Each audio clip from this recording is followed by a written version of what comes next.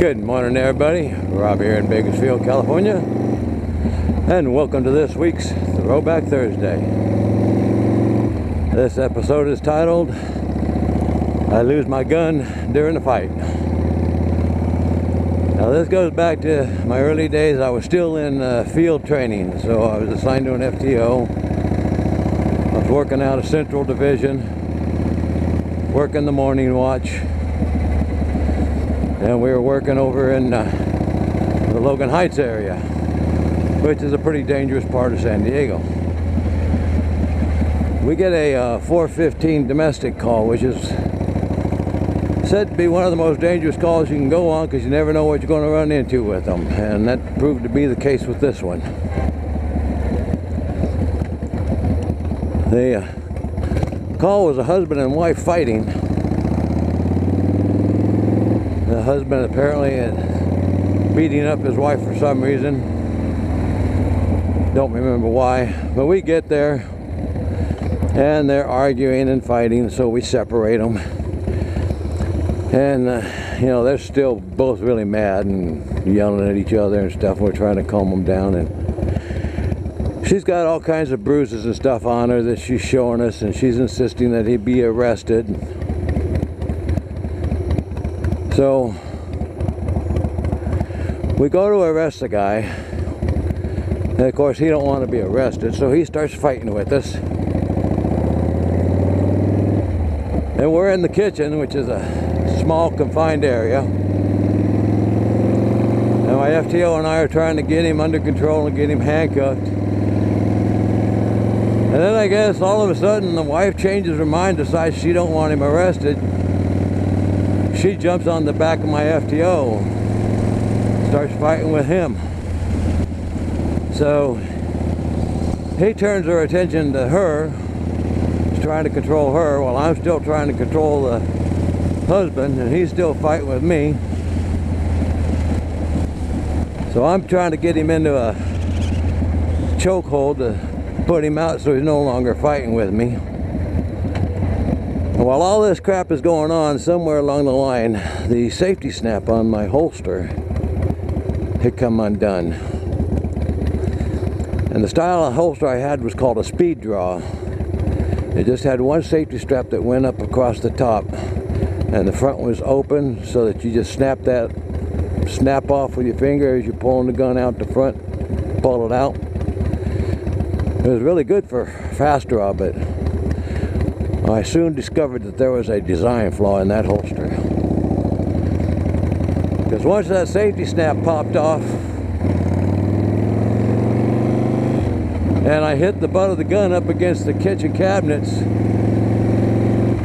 my gun come flying right out the front of the holster, fell to the floor. Well, the wife, who was fighting with the FTO, gets away from him and tries to grab the gun up off the floor. So I put my right foot on top of my gun so she can't pick it up. I'm hanging on to the husband with my left arm around his neck, trying to hold on to him. I got my handcuffs in my right hand. The FTO grabs a hold of her and pulls her back. She grabs a frying pan up off the stove and tries to hit him with that. I finally get the husband choked out enough to where he kind of goes limp. So I handcuff him real fast, reach down and pick my gun up off the floor, stick it back in my holster, and snap the safety strap across the top of it. The husband, by now, he's dropped to his knees, handcuffed, half unconscious.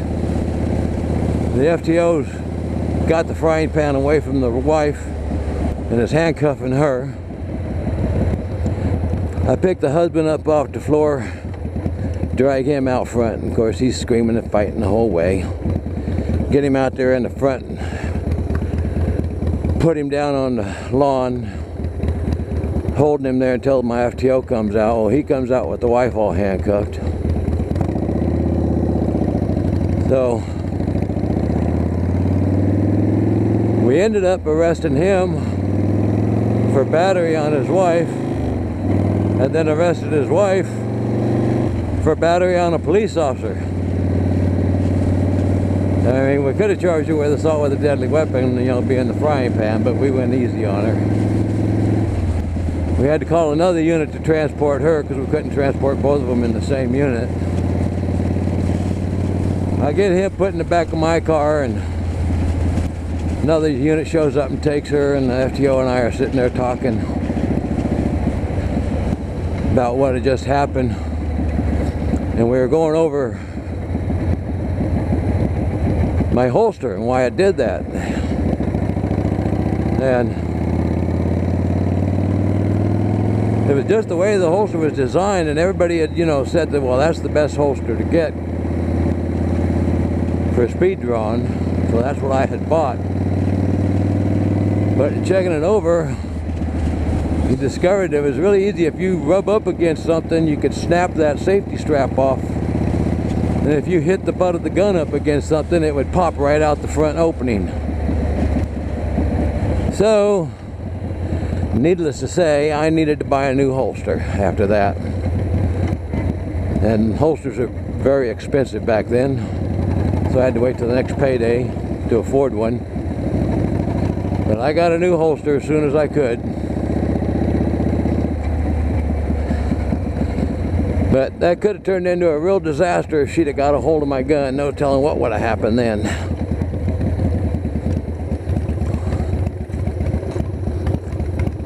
So, that's my little story about how dangerous domestic disturbance calls can get. A lot of officers are injured on those. You know, you go there thinking, oh, it's just going to be something simple. Husband and wife arguing, you separate them, they calm down, and that's that. But that's not always the case. So, I hope y'all liked my little story.